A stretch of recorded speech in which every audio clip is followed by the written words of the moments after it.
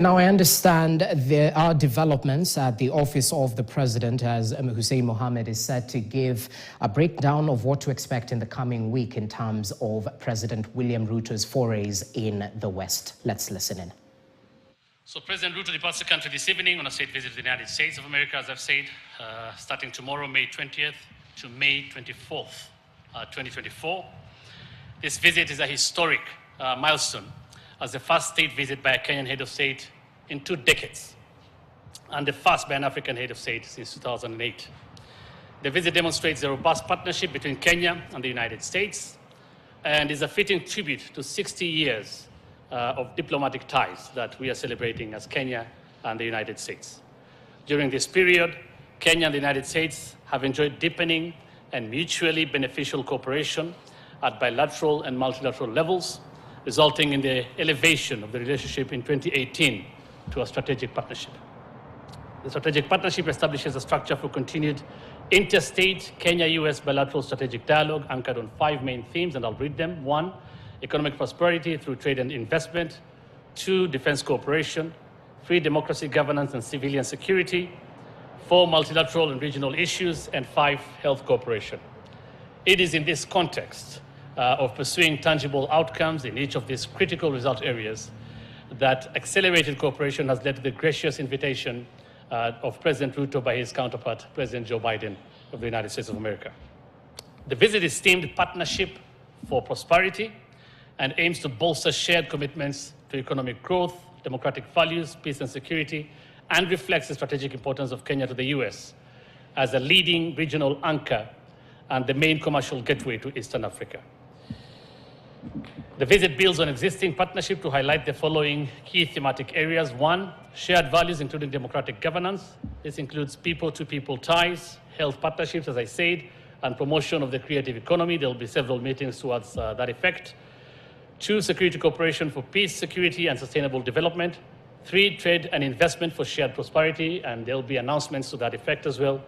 And digital technology cooperation, which of course delivers innovation, progress, and inclusion.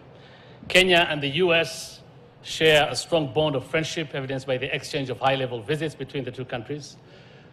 Since December 2022, Kenya and the US have enhanced bilateral and multilateral engagements through our participation in the US-Africa Summit, the 3rd bilateral strategic dialogue in April 2023, the National Prayer Breakfast in February 2024, and roadshows in Chicago and New York, among others, late last year.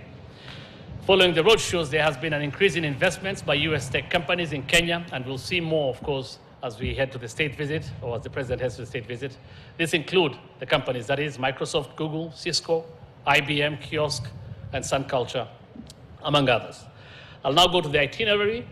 Starting tomorrow in Atlanta, Georgia, President Ruto's visit will commence there. He'll visit the Carter Presidential Library and Museum to emphasize the 2 countries' shared commitment to governance, democratic values, and anti-corruption efforts.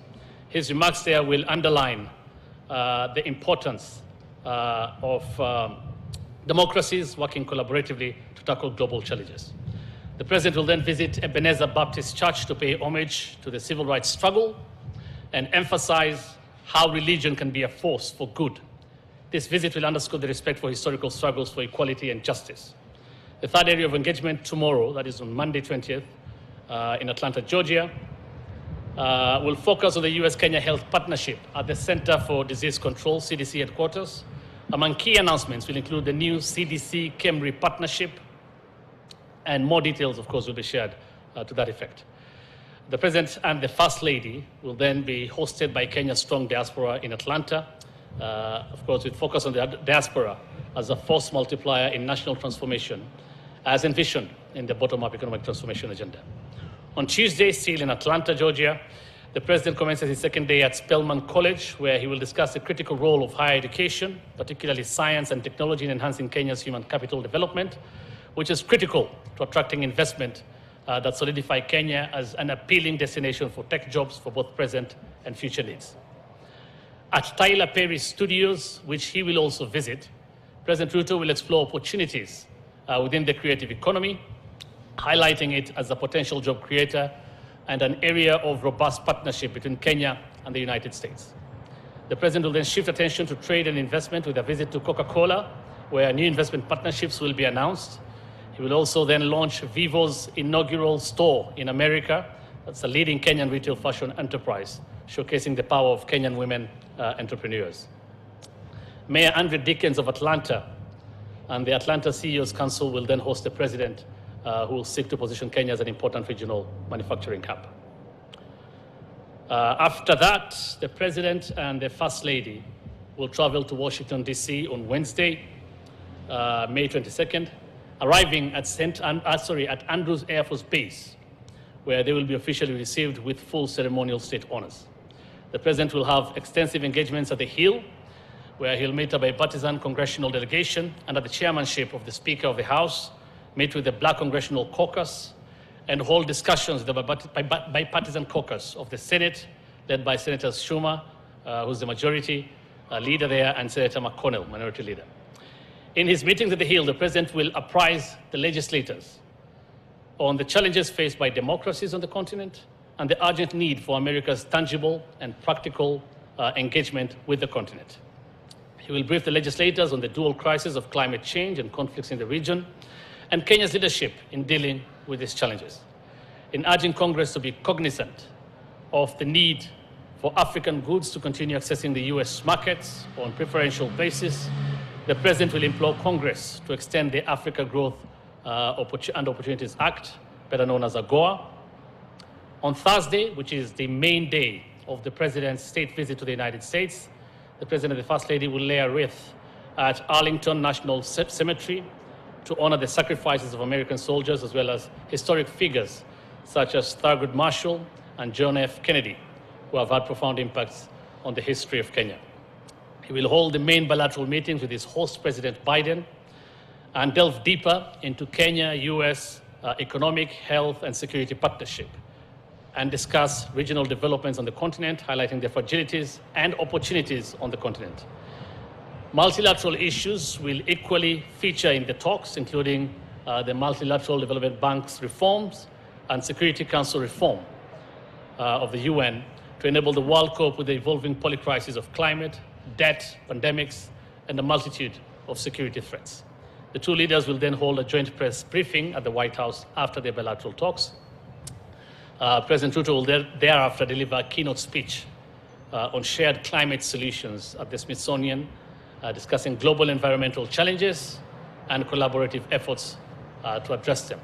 This is what he has been doing, of course, as you know, for the last one and a half years as a champion of climate change and the best way to mitigate climate change. So as a champion of climate action, of course, he's also still the chair of KAHOSK. The day concludes with a state dinner on Thursday at the White House, celebrating the enduring friendship between Kenya and the United States. Finally, on Friday, May 24th, the visit concludes with strategic engagements focusing on trade, investment, and digital cooperation. That includes a breakfast at the US Chamber of Commerce, where President Ruto will make the case for Kenya as a prime destination for US investments. He'll also hold a digital roundtable discussion hosted by Vice President Kamala Harris, exploring the potential for expanding the US-Kenya digital partnership. He'll also pay a visit to the Pentagon, where the President will highlight Kenya-US defense partnership in the fight against terrorism, extremism, and other emerging areas, including cybersecurity. So that's a brief itinerary. Of course, there's a lot more, and they'll be announced during the visit, and I'm sure you'll be following. Let me now give some time to the Principal Secretary to say a few words. Well, thank you very much, Hussein. I think that captures the breadth and length of the visit.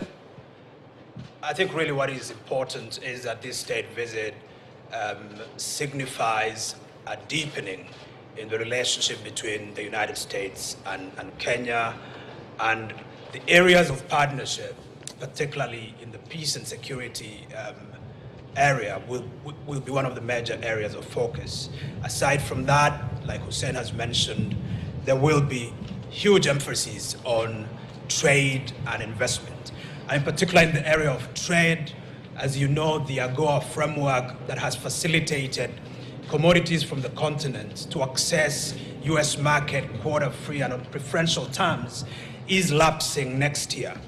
It is important that that framework be extended or be amended. All right, that's the latest in regards to that press briefing, all to do with the upcoming state visit to the United States by President William Ruto.